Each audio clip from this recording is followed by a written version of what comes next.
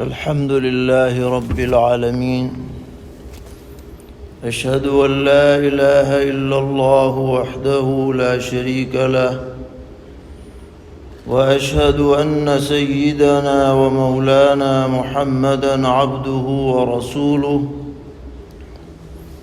صلى الله تبارك وتعالى عليه وعلى آله وأصحابه وذرياته أجمعين.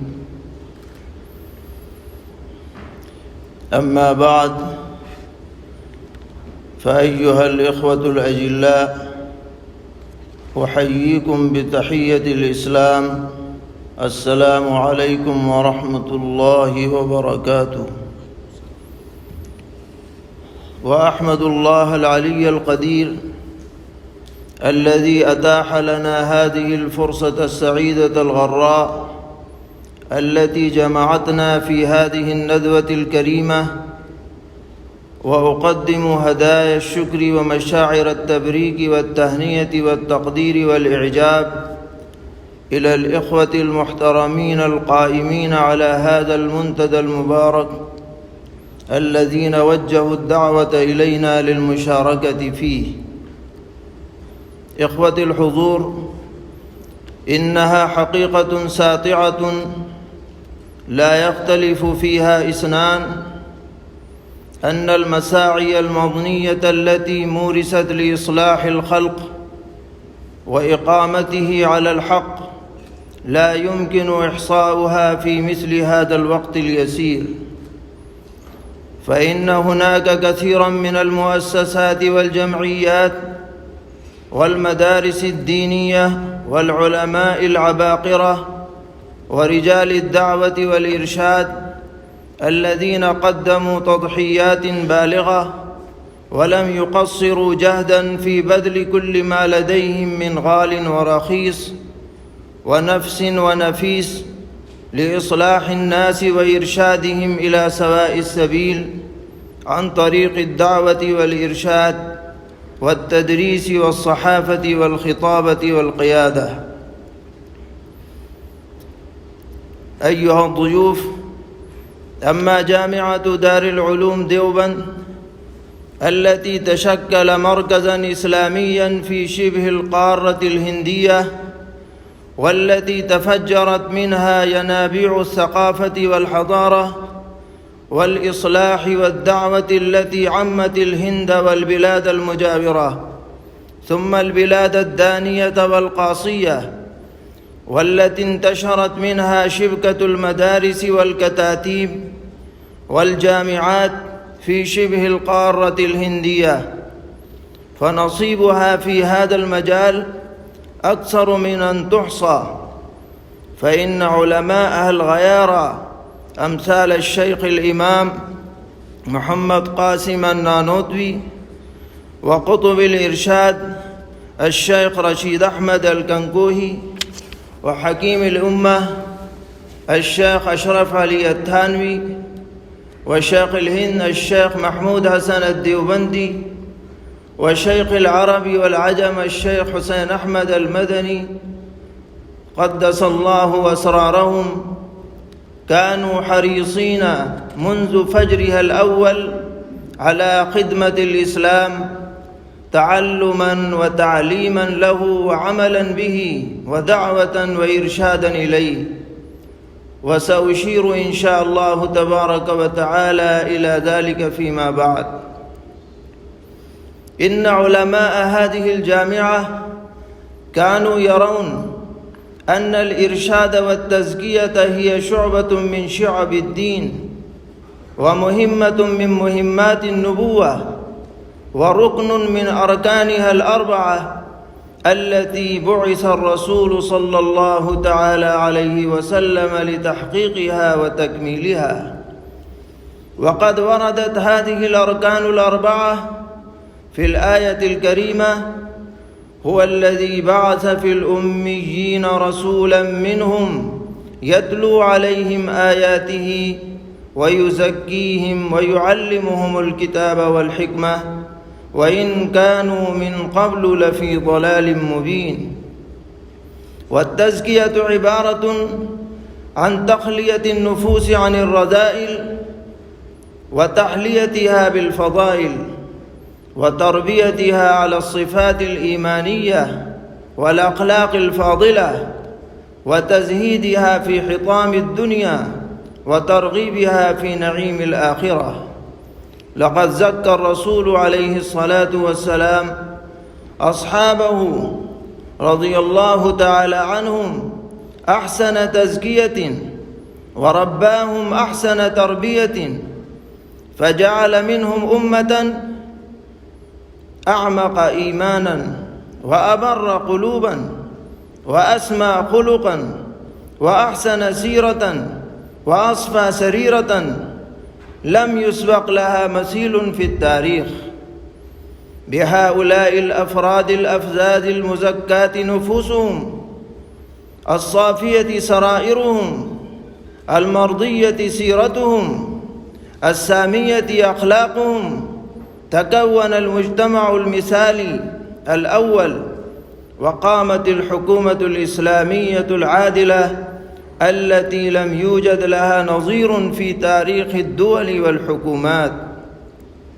فالتزكية مقصد من مقاصد النبوة، وورثة الأنبياء يعني العلماء مطالبون باختيارها واستعمالها، وفعلا قد اختارها العلماء في كل عصر وتوارثوا طرقها ومناهجها كابرا عن كابر، وانتفع بها خلق كثير، فالحمد لله تبارك وتعالى على ذلك.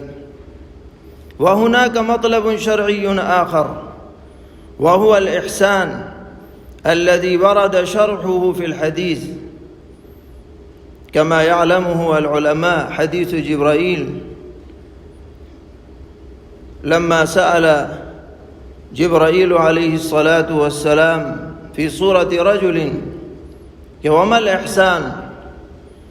فأجابه رسول الله صلى الله تعالى عليه وسلم: أن تعبد الله كأنك تراه، فإن لم تكن تراه فإنه يراك.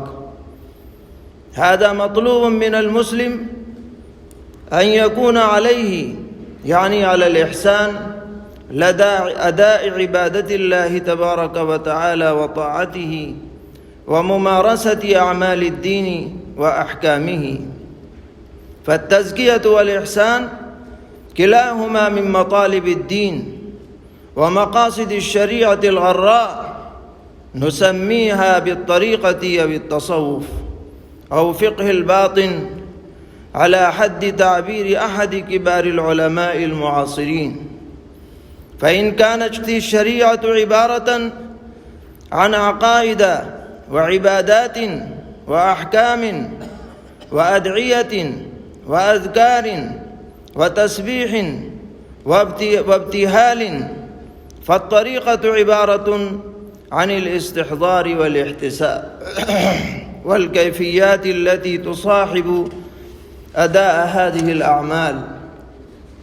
وبهذه المناسبة تجدر الإشارة إلى أن مشايخ جامعة دار العلوم ديوبند وعلماءها لهم نصيب أكبر من هذا الفن كذلك، فقد كانوا إلى جانب براعتهم في العلوم الإسلامية من تفسير وحديث وفقه وما إليها أولي النسبة الباطنة والصلة الروحية، وأصحاب نفوس مزكاة وقلوب مليئة بصفات الإحسان والاستحضار والاحتساب، وزاهدة في حطام الدنيا ومقبلة على الآخرة.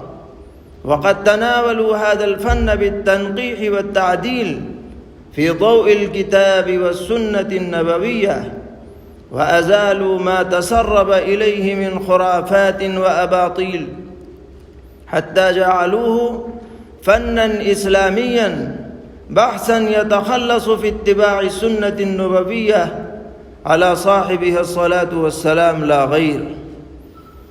وقد سخروا هذا الفن واستعملوه خير استعمال، وأقاموا له الزوايا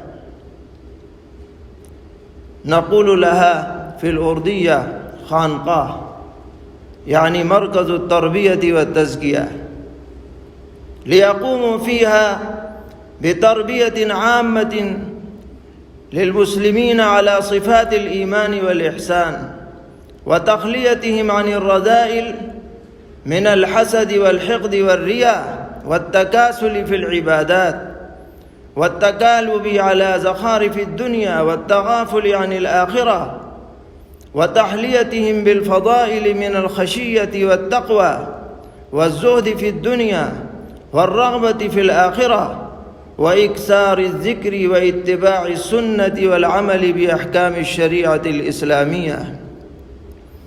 والزوايا التي أقاموها في طول البلاد وعرضها كثيرة، أشهرها زاوية المحدث الفقيه الشيخ رشيد أحمد الكنكوهي رحمه الله تعالى في كنكوه، هي قرية كبيرة قريب من ديوبند. وزاوية الشيخ أشرف علي التانوي في تانا بون، وزاوية الشيخ عبد القادر الرايفوري في رايفور، وزاوية الشيخ محمد علي المنقيري في مغير، وغير ذلك.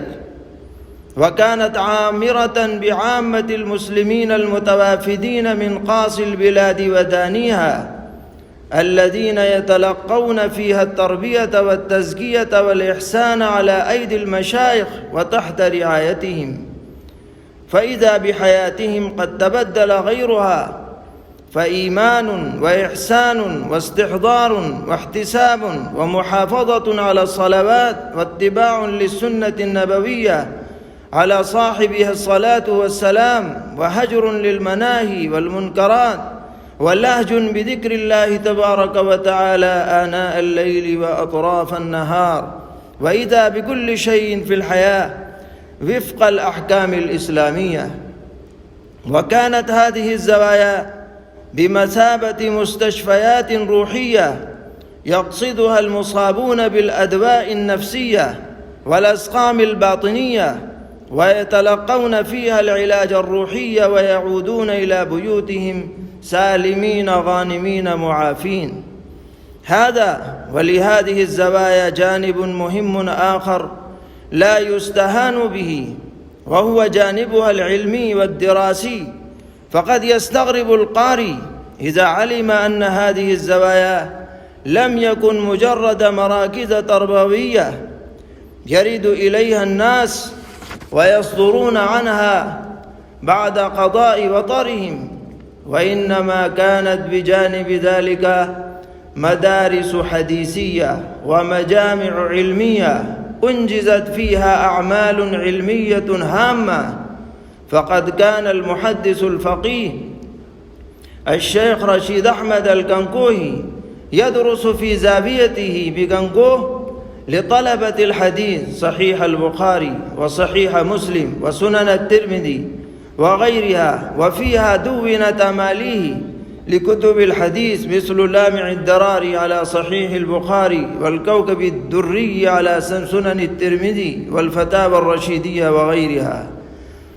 وأما الشيخ شرف علي التانوي المعروف بحكيم الأمة، فكان مرجعا كبيرا في التربية والإرشاد، فإنه انقطع إلى إصلاح النفوس وتهذيب الأخلاق وإرشاد الناس إلى الدين الحنيف، وتربيتهم تربية دينية محضة، وتحضي البدع والتقاليد الوثنية وإلقاء المواعظ التي كانت كالبحر الذي لا يرى لها ساحل.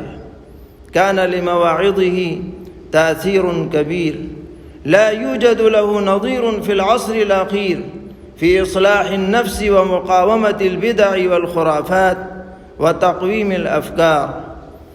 كما أن رحمه الله تعالى كان أكثر الناس تأليفا في عصره، فقد ألف في زاويته بتانا بون من الكتب ما يربو على 1000 كتاب، أشهرها تفسير بيان القرآن في مجلدين ضخمين، وأحكام القرآن في 8 مجلدات، والتقصير في التفسير ونشر الطيب في ذكر النبي الحبيب، ومجموعة فتاواه المسمى بإمداد الفتاوى في 6 مجلدات، وبجانب إشرافه على تأليف علاء السنن في 18 مجلد قام به ابن أخته الشيخ ظفر أحمد التانوي.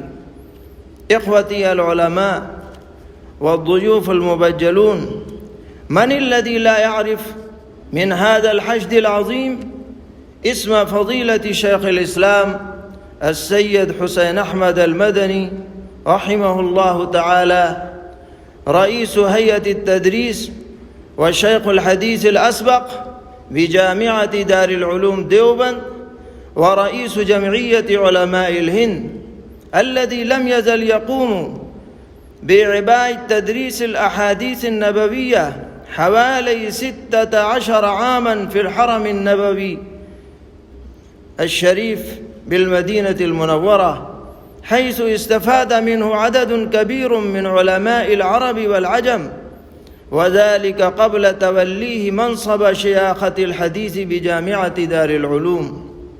كان فضيلته إلى جانب براعته في العلوم النبوية مثالاً في الورع والتقوى، وفي ناحية كان يلقي دروس الحديث في جامعة، وأخرى يشتغل بإكرام الضيوف وإصلاح الناس وتخريجهم على التزكية والإحسان. فكم من رجل كف عما كان قد اعتاده من المآثم والمعاصي، وكم من ضال تاب عن البدع والجري وراء الشهوات، وكم من مختبط في الشكوك اهتدى إلى الإيمان واليقين. ومن أجل ذلك كان رحمه الله تعالى لم يزل يعتكف العشر الأواخر من رمضان في شتى أماكن البلاد، فيعتكف معه عدد كبير من الناس، فهو يعظهم ويدعوهم إلى الخير وينهاهم عن اقتراف المعاصي والذنوب، ويزكيهم ويعلمهم الكتاب والسنة خلال ذلك الاعتكاف، فاهتدى به خلق كثير لا يحصون بعد ولا حد. ومن مؤلفاته نقش حياة في مجلدين والشهاب الثاقب وغير ذلك، رحمه الله تعالى رحمة واسعة وتغمده برحمته ورضوانه. وأما الشيخ عبد القادر الرايفوري رحمه الله تعالى فقد كان في زاويته برايفور مهتما بتربية المتوافدين وتزكيتهم، ومتابعا للحركات الهدامة في عصره، فقد كان كثير الانتقاد للقاديانية معنيا بمكافحتها، فهو الذي اقترح على العلامة السيد أبي الحسن علي الحسني الندوي رحمه الله، الذي كان يختلف إلى زاويته لتلقي التربية الروحية، أن يؤلف كتابا بالعربية عن فرقة القاديانية يعرف الأقطار العربية والإسلامية بخطر هذه الفرقة الضالة وأضاليلها.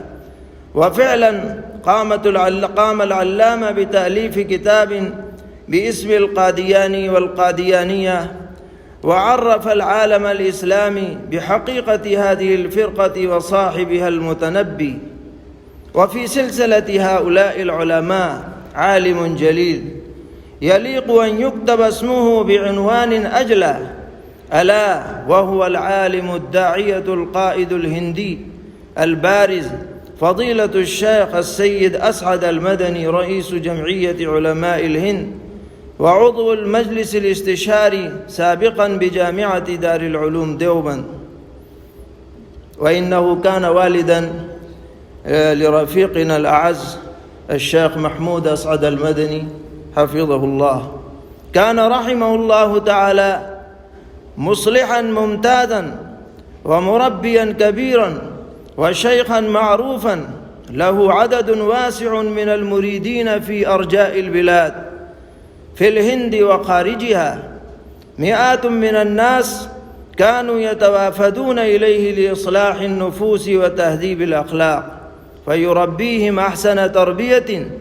وقد أقام فضيلته في مكتب جمعية علماء الهند قسما خاصا باسم قسم إصلاح المجتمع إضافة إلى الأقسام الأخرى. كان يرسل تحت إشرافه كل سنة أساتذة جامعة دار العلوم ديوبند والمدارس الأخرى إلى مناطق متنوعة في البلاد لإلقاء الخطب حول موضوع إصلاح المجتمع. وأتى هذا القسم بفائدة جمة ولا يزال وسيظل إن شاء الله تبارك وتعالى. وخرج القسم كثيرا من الدعاة والعلماء المؤهلين للعمل في هذا المضمار، ولأجل ذلك طاف نفسه بشتى أرجاء البلاد من أقصاه إلى أقصاه، ولم يدخر وسعا في تزويد الناس بالتربية والتزكية. وجدير بالذكر أن فضيلة الشيخ أسعد المدني رحمه الله كان سيفا مسلولا ضد القاديانية وغيرها من الفرق الباطلة على شاكلة مشايخه السلف من علماء ديوبند في العهد الأخير. نظم لمكافحتها مؤتمرات وندوات في شتى المدن والقرى بالهند، وشارك في عدد منها عقدت في باكستان وبريطانيا. وقد أدى رحمه الله دورا مشكورا في هذا المجال. ولا يتم الحديث لو لم يذكر فضيلة الشيخ الحاج إمداد الله المهاجر المكي رحمه الله تعالى، فإنه كان في طليعة العلماء الأفذاذ والدعاة المخلصين الذين أناروا في الهند مصابيح الدعوة والتربية الإسلامية باهرة الشعلة ساطعة النور.